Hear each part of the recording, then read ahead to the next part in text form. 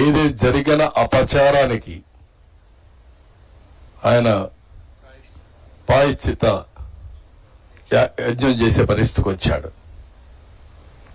ఎవరి పాటికి వాళ్ళు ఏంటి జరిగింది, ఏంటి అన్యాయం అంటే మళ్ళా నువ్వు ఎక్కిలు చేస్తున్నావు అంటే నీకు ఎవడిచ్చాడు ఈ అధికారం ఈ రాష్ట్రంలో? అసలు మీరు మనిషి పుట్టుకని అడుగుతున్నా. మీ ప్రవర్తన చూస్తే ఏదన్నా లెక్కలేదా మీకు? ఏదంటే చేస్తారా? ఏదంటే చేస్తే మేము సపోర్ట్ చేయాలా మిమ్మల్ని? నేను ఎన్నోసార్లు మీకు కూడా చెప్పాను, ప్రజలకందరికీ చెప్పాను, ఎన్నోసార్లు చెప్పాను. ఒక వ్యక్తి నేరస్తుడు, అందులో కూడా కరుడు గట్టిన నేరస్తుడు, రాజకీయ ముసుగులో ప్రజల్ని మోసం చేయడం కోసం వచ్చినప్పుడు ఒక పేపర్ పెట్టుకొని, ఒక టీవీ పెట్టుకొని విషయాన్ని దింపుతూ అబద్ధాల్ని సత్యాలను చేయాలని ప్రయత్నం చేసే పరిస్థితి వచ్చినప్పుడు చాలా ప్రమాదం ఉంటుంది. అందుకని నేను ఎస్కోబార్ కూడా చెప్పా ఏం చేశాడని.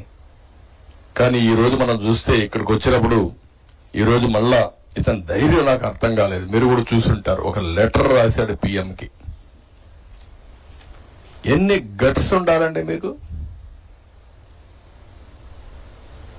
మొత్తం దేశమంతా ప్రపంచమంతా హిందువులు కుతకుతలాడుతా ఉంటే ఇంకా నువ్వు అబద్ధాలతో అసత్యాలతో లెటర్ రాసి ఎదురుదారి చేసే పరిస్థితికి వచ్చావంటే ఎవడిచ్చాడు నీకు ఈ అధికారం? ఏమనుకుంటున్నారు మీరు? అందుకే ఇక్కడ చూస్తే ఏమంటాడు ఇక్కడ, ఎవడైనా సరే ఒక ముఖ్యమంత్రిగా the board of trustees consist of strong devotees of eminence from the divorce background and those recommended by union ministers and chief ministers of other states as well. This has been the practice for several decades. It is noteworthy that some of the current members of the TTD board are also affiliated to the BJP as well. Board members ఏం చేస్తారండి? ఎవరిని నువ్వు ఈవోని? ఏ service అయినా ఎక్కడి నుంచి వచ్చాడు? మీరందరూ ఒకటి గుర్తుపెట్టుకోవాలి, వెంకటేశ్వర స్వామి దగ్గర హిందూ సాంప్రదాయ ప్రకారం ఇంట్లో ఎవరైనా చనిపోతే 1 year వెళ్ళాం, అది అపచారం. మా తండ్రి చనిపోయాడు, నేను సీఎంగా ఉన్నా, వెళ్ళలేదు 1 year. నేను బ్రహ్మోత్సవం కూడా పోయినట్లేదు ఆ సంవత్సరం. దట్ ఈజ్ మై ఆచారం. కొడుకు చనిపోతే 12వ రోజు వస్తావా నువ్వు? అపవిత్రం కాదా? నీకు కాకపోవచ్చు, దేవునికి. అదొక ఆచారం. మీరు ఎప్పుడు కూడా గుర్తుపెట్టుకోవాల్సింది, సోనియా గాంధీ వచ్చి అఫిడవిట్ ఇచ్చారు, నాకు దేవుని పైన నమ్మకం, దర్శనం చేసుకుంటానని. Abdul Kalam president of India ఒక అఫిడవిట్ ఇచ్చాడు, నేను వెంకటేశ్వర స్వామి పైన నమ్మకం ఉంటుంది, నేను దర్శనం చేసుకుంటాను. వాళ్ళకంటే గొప్పోళ్ళ మీరు? ఎందుకు ఇవ్వలేదండి? ప్రతి ఒక్క దేవాలయానికి కొన్ని ఇవి ఉంటాయి, సాంప్రదాయాలు ఉంటాయి, కొన్ని ట్రెడిషన్స్, ఆచారాలు ఉంటాయి.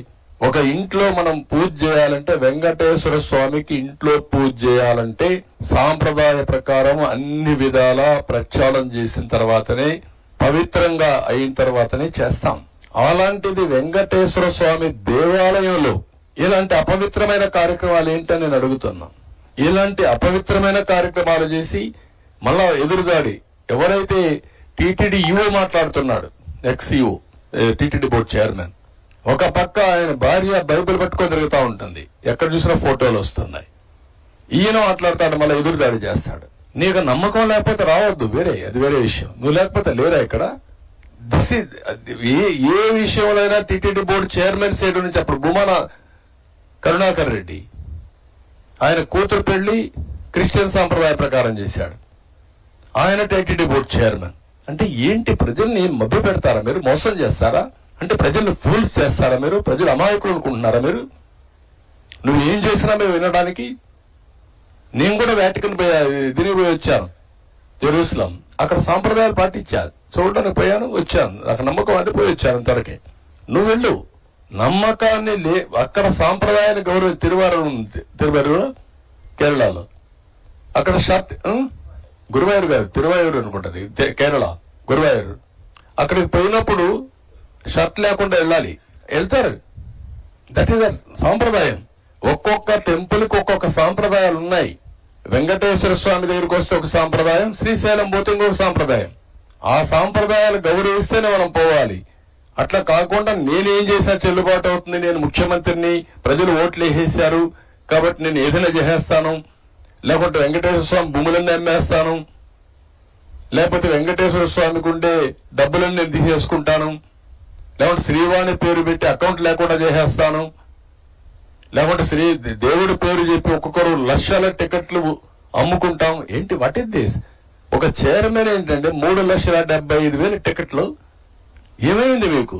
3,75,000 టికెట్లు ఇచ్చుకున్నారు వాళ్ళ పీరియడ్ లో దర్శనానికి.